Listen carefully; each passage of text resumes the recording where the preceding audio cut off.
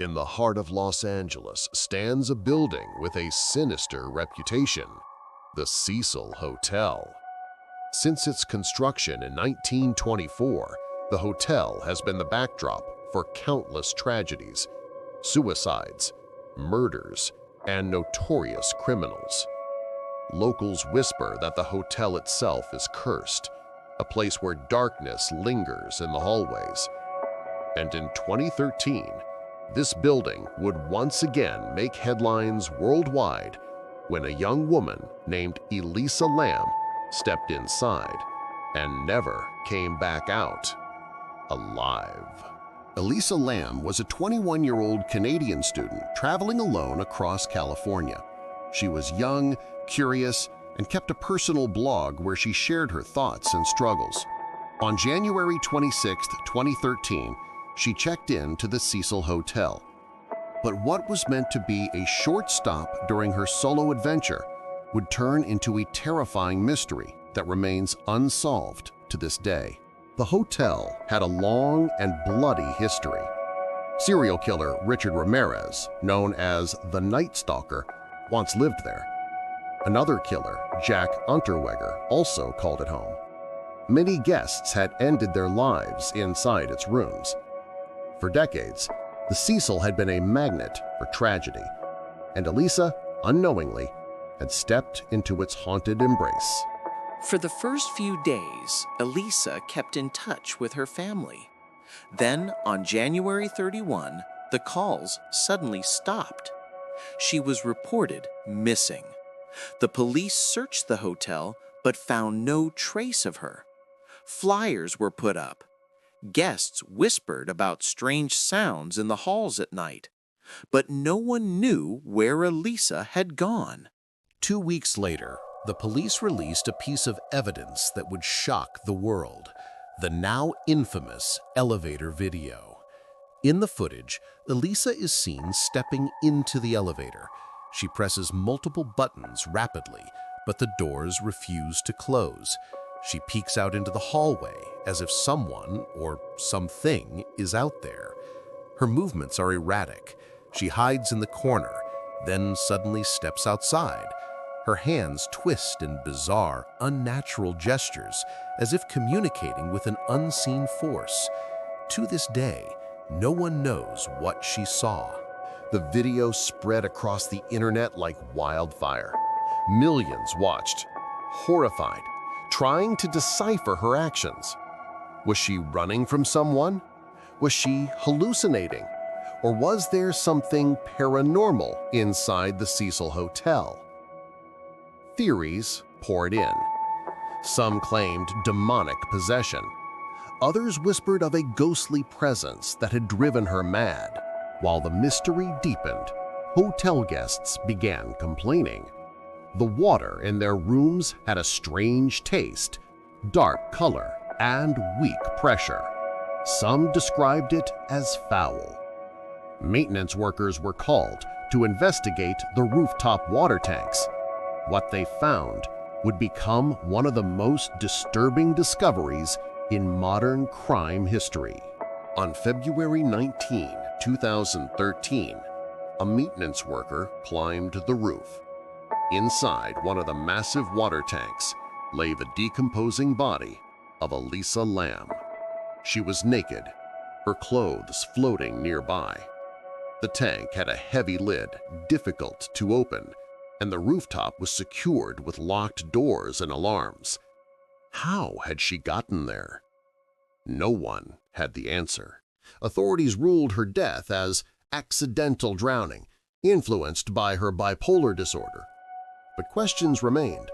How could Elisa reach the roof without triggering alarms? How did she open the heavy tank lid by herself? Why did the elevator doors remain open in the video? Every answer led only to more disturbing questions. Some believed Elisa was a victim of supernatural forces. The Cecil Hotel's haunted reputation fueled rumors that she was lured to the rooftop by unseen hands. Others claimed the elevator video captured an actual possession. Paranormal investigators called it one of the most chilling pieces of evidence ever recorded. Skeptics argued that Elisa's mental illness explained everything. Her erratic behavior in the elevator, her decision to climb to the roof, and her tragic drowning could all be symptoms of a breakdown. But even then, the strange details didn't add up. It was as if the Cecil Hotel itself had swallowed her whole. Today, the Cecil Hotel is infamous, its name forever linked with Elisa Lam. Her story is retold in documentaries, podcasts, and whispered by those fascinated with the unexplained. Was she a victim of her own mind, or of something far darker lurking within the walls of the hotel? The truth remains buried, like the shadows of the Cecil itself. Deep in the deserts of Rajasthan lies a place so cursed, so feared, that even the Indian government forbids anyone from entering after dark. This is Bangar Fort, a ruined city where silence hides centuries of terror. Built in the 16th century by Raja Bhagwant Das for his son, the fort once flourished as a grand kingdom. Its walls echoed with the laughter of families, the music of festivals, and the life of a thriving city. But today, only whispers remain. Legend tells of a sorcerer skilled in black magic who fell in love with the beautiful Princess Ratnavati. When his advances were rejected, he cast a curse upon Bangar, one that doomed the entire city to ruin and eternal unrest. Not long after, wars swept across the region. The kingdom of Bangar collapsed, its people slaughtered, its walls left in ruin. Locals believed the sorcerer's curse ensured that no soul would ever find peace here again. Today, visitors to the fort report hearing screams in the night, the laughter of women echoing in empty halls, and shadows that move without light. Some claim to feel invisible hands pushing them, warning them to leave. The fear is so strong that the Archaeological Survey of India has placed a warning at the gates. Entry is strictly forbidden after sunset. Even the bravest dare not stay past nightfall. Surrounding the fort are dense forests where travelers vanish without a trace. Locals whisper that the cursed spirits of Bangar wander the woods, forever seeking revenge. Is Bangar truly cursed? Or are these stories born from fear and folklore? Perhaps some mysteries are not meant to be solved. One thing is certain: when the sun sets over Bangar Fort, the dead refuse to rest. At the edge of a perfect suburban town, surrounded by trimmed lawns, pastel houses, and white picket fences, stands a blackened mansion high on the hill, alone, forgotten, and broken. Inside it lived a creature, stitched from leather, wired with sorrow, and born not from a womb, but from invention. His name was Edward. Edward was the creation of a kind old inventor, a man who loved him like a son. But before he could finish his greatest work, death struck. And so Edward was left with a heart, but no hands. Where soft skin should have been, there were blades, scissors, sharper than cruelty. And so Edward stayed in the shadows, never finished, never whole. When he finally ventured down into the neighborhood below, people were fascinated, charmed, afraid. He could trim your hedges into dragons and carve angels from ice, but he couldn't hold your hand. He became a spectacle, a tool, a freak show in a place that prized sameness. Then slowly, the smiles faded.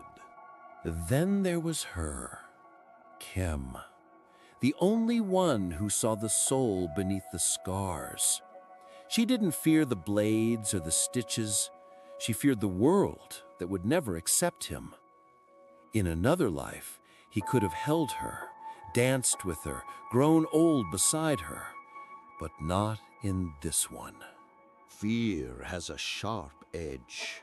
When rumors turn to rage and admiration into accusation, the town turned on Edward.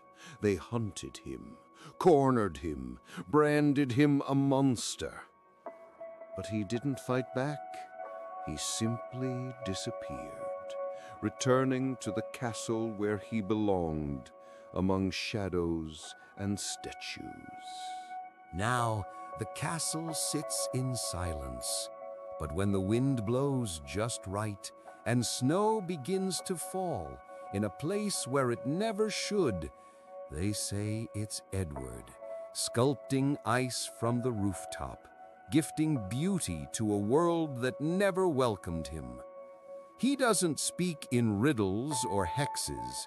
His tragedy is simple.